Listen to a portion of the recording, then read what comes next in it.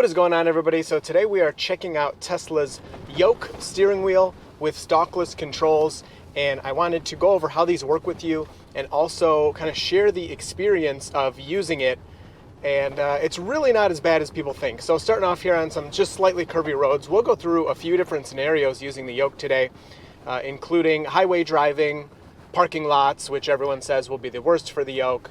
We got some slight bends here, turning, all of that. So to start off, you can see I'm used to it, and most people will get used to it after a few miles. Now, I'm not here to say a Yoke is better than a round steering wheel. I don't think anybody would say that, but I do think all of kind of the panic and the hate and everything online is unwarranted and a little too extreme. And I think it comes down to what I and many people do, humans do, is different equals bad. So that's not what I'm used to. I hate it. To sum it up, if you don't watch the whole video, I'll kind of give you the cliff notes right here. Driving straight or even slight curves like you're seeing here, I personally prefer the Yoke, and I think it is better for straight driving. It is more comfortable.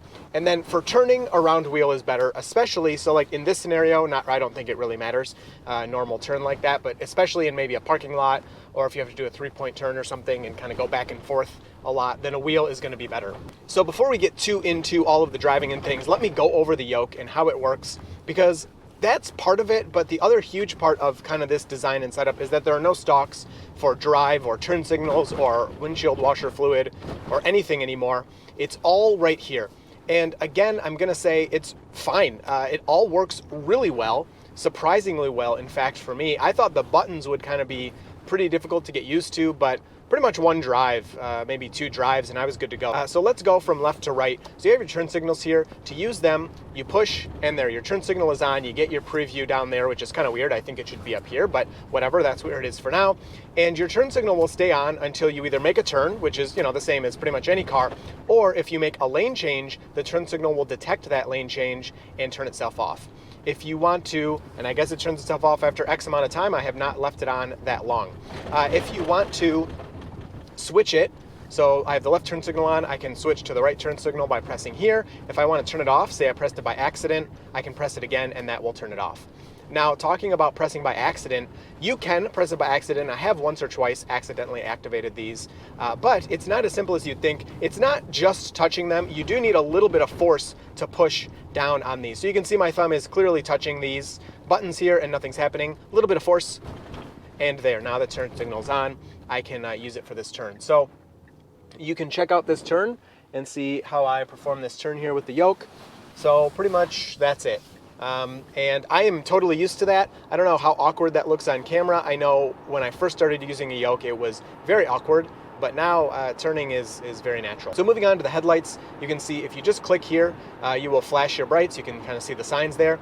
If you want to keep your brights on, you hold it and there's a little animation in the top left. And now I have my auto brights on. So that you would adjust in the settings, or when that comes up, you can have your auto brights, or you can control them manually if you like. If you want to turn your brights off, you just click it and it will turn them off, but do be aware it will blink them really quick, as you could maybe see on that sign up there, when you turn them off. So you don't want to hold it to turn them off, you just give it a click.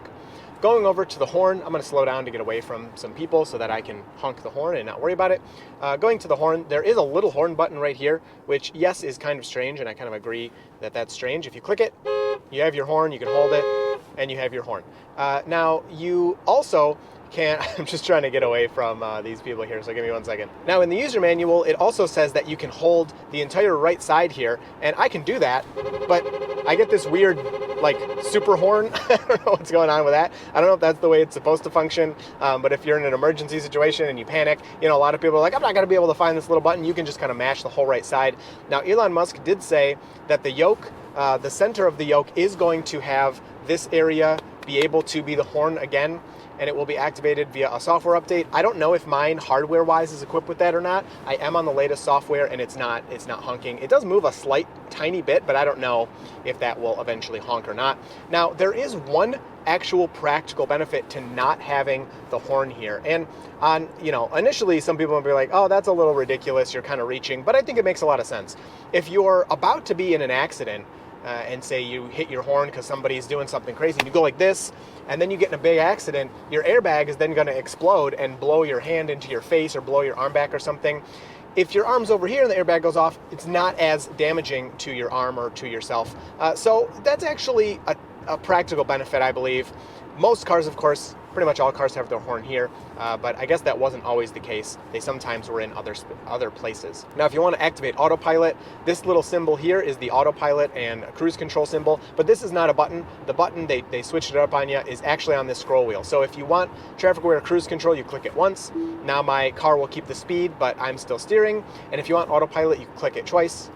And now autopilot is on, so the car is steering and keeping speed. I can adjust my speed up and down here, but strangely enough, you can't adjust your following distance by pushing left and right on this scroll wheel. I would hope that that would come soon. I don't know why Tesla has decided to do it that way, but that's what they've decided to do. So pretty strange there. I think that would come in a software update, but for now, if you want to adjust following distance, you actually have to go into the settings and into autopilot and adjust it here, which really makes no sense. I'm not sure why it's set up that way. You can have auto steer activated with a single click, so let me turn that off. I press the brake.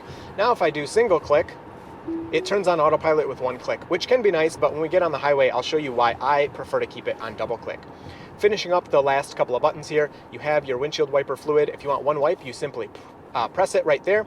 You get the one wipe, and then your controls pop up on the left here.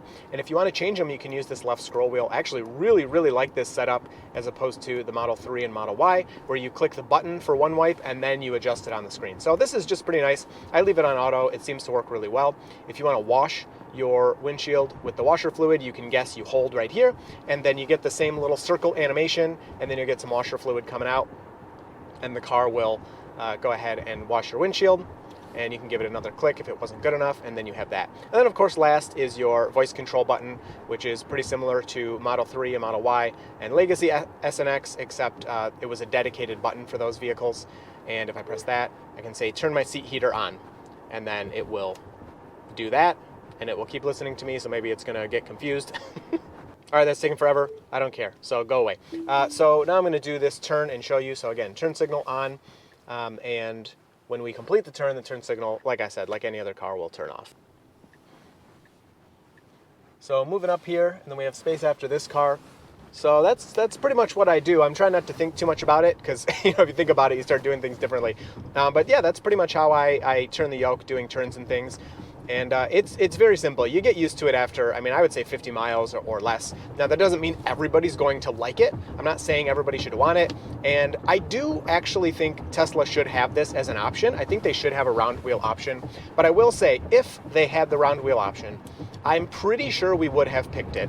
And now that I've experienced this, I'm glad that we don't have a round wheel in here, because it does add to the experience, which is part of driving a car, of having this nice open view here. You can easily see this little instrument cluster in front of you, which is more just like a nice screen with information on it rather than an instrument cluster. But it looks amazing, and everything looks really nice. And I know in all my other cars that have had, normal round wheels, it was always kind of this battle of where to place the wheel to be comfortable, along with having it in a spot where it doesn't block anything here. And that's, of course, in my gas cars and everything else. Whereas with this car, I can put it exactly where I want to be comfortable. Autopilot's getting a little freaked out by the barrels there. Where I can put it wherever I want to be comfortable and not worry about blocking anything. So I have it set up so that I can rest my elbows on the door and the armrest, and especially in autopilot, I could chill like this for hours. Literal hours, like in between supercharger stops. This is no problem at all. Whereas with the round wheel, when I had that with autopilot, your hand's more of at an angle, and it would get fatigued easier than I've noticed in a yoke. I do have an aftermarket yoke in my Tesla Model Y, so I'm already used to the shape. Now, this yoke is a little wider than the one in my Model Y, and it does have one big negative because of that. The whole kind of bottom corner, like right about here, is blocked by this yoke. It's just a tiny bit too wide. Now, too wide for visibility. Comfort is really good in that I can, again, hold it and keep my elbows down. But like if I'm sitting normally, yes, I'm holding on, don't worry. This little car icon is completely blocked. The temperature is partially blocked or completely blocked, again, depending on how I'm sitting. And then this radio thing from maybe about here over is also blocked. So that's kind of strange in that regard, in that the yoke does block that. But that's really the only negative I've come across. All right, so moving into the left turn lane there, so you can see that the turn signal stays on as we're in the left turn lane. That's actually been really good for me. I don't know if it's smart enough to kind of be like, oh, he's getting in the turning lane, even though he switched lanes, we'll leave it on. And then getting onto the highway here, you can see all very simple to do, especially when you're doing these more slight curves rather than like a 90 or more degree turn. It's very comfortable. I think most people will be surprised, especially if you're someone that saw it and just absolutely is trashing this thing. You're like, I hate it, it's stupid. I think once you actually experience it, then you would change your mind. And I want to keep repeating myself because people only listen to parts of the video. It doesn't mean that you're going to prefer it or you'll want it in your car, but it's not as like crazy as people think. All right, so we're going to do this lane change. So I'm going to turn my turn signal on. You'll see it's on. It's not turning off. This guy wants to not let me in, which is very polite of him. And my turn signal is staying on this whole time. And now when I change lanes here, you'll see as soon as I finish the lane change, boom, now my turn signal turns off. So that's one of the really cool things about this setup is that kind of intelligence where it knows that you've made the lane change and it'll turn off. Whereas other cars, of course, have the 3 blinks, but maybe that's not long enough. And so you do the full thing and then you got to turn it off. And again, none of these things are a huge deal, but when you start getting into all these different kind of features and stuff, it's just really nice to have these things. And I'll say, I'm very, very surprised at how much I like these little turn signals. And using the stock on my Model Y, again, like for first world problems, it doesn't feel as nice to be reaching for this stock and it's clunky, whereas this is just like, it's so close to my hands, it works so well, it feels so good. So on the highway here, this is where autopilot and the Yoke really shine. So you can turn autopilot on here, and so I'm not really actively steering, I'm just paying attention, keeping a hand on the wheel, and like, look at that. It's so comfortable to just chill here with your hand here. Of course you can have it down here, but ergonomically, your wrists are kind of supposed to be like this. If you've ever used a mouse for a long time, you know that it can hurt. And they actually have vertical mice or mouses that you can buy that keep your hand more of in this position. And if you have problems with your wrist and using a mouse on a computer, I highly suggest getting one of those. But this puts you in a much better, more ergonomical position. You can hold on here with a light grip. You can even, if you want, put your hand up here and grab this part, which is also incredibly comfortable. So highway, straight, long driving, road trips, the Yoke it's great, and I do prefer it over a wheel. I mean, highly. I find this so much more comfortable that I would suggest it for road trips over a wheel. Now, as for the autopilot single click versus double click, here is the difference on why I prefer the double click. So if you want to change lanes here, you put on the turn signal, the resistance in autopilot reduces drastically, you change lanes, and your speed stays the same. So it says 78 max, it's going to keep my speed. I can then double click again and it's back in auto steer. Now if you do single click, and I don't know if I'll have to turn this off or not, but let's try. And I change lanes here. So I turn my turn signal on, change lanes, it turns everything off. So my auto steer is off, which makes sense because I'm steering, but it also, I'm steering, don't worry. It also turns off your speed keep. And it can be very strange to change your steering and then your car starts slowing down when you expect it to kind of keep the same speed. Now, some people may prefer that, so it's really nice to have that option. But personally, I found leaving it on double click just makes a lot more sense. So if I want to go 78 and I want to get out of the passing lane here, I put my turn signal on and my speed is staying consistent, it's remaining the same, and then I can just double click again to turn the auto steer portion back on. All right, so getting off the highway here, we're gonna make a right turn. I mean, even if I wanted, if I had a stalk, I'm going here for a turn signal and going like that. Now, if my hand's down here, I go here. So it is closer. Actually, what can I say? I do wish I had this in my car. I actually really like it. I prefer it over a stock. I hesitate to say that because I haven't used it for that much. So maybe there are some niche scenarios where, I kind of, it's not as good. But so far, in the few hundred miles I've driven this car, I'm really enjoying it. So, turning with the Yoke, super simple. We're going to go into this parking lot right here, and we're going to try parking and reversing and doing a couple things here. So you can do hand over hand. You can also just kind of do that if you want. So let's see here. So in a parking lot, I just did like a really hard turn there and boom, I'm in the parking spot. I mean, I'm like perfectly in that parking spot. I didn't even think about it or try. If I turn on my backup camera, you can see the two lines. I mean, we're perfectly parked there, and that was super simple to do. So putting it into park, because you don't have stalks, you can just tap here, or Tesla advertises that you can also just take your seatbelt off. I find that kind of strange. Maybe I would get used to that eventually.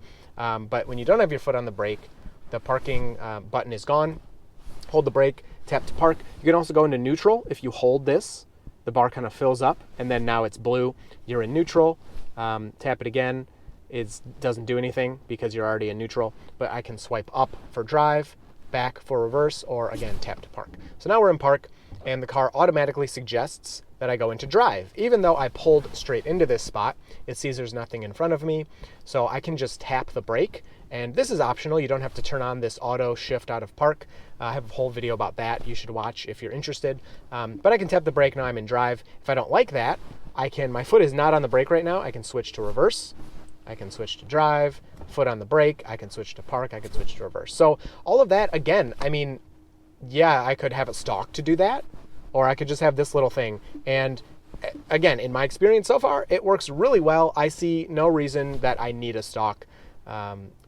I'll again emphasize, I'm not saying this is better than a stalk, but I don't think it's worse. I think it's about the same. I really don't think you're giving anything up by getting rid of your, drive, park, neutral stalk. So now that we are in drive, we can go forward here. Let's try another couple parking maneuvers. Somebody asked if, there was a small little thing in front of me, if it would detect that nicely.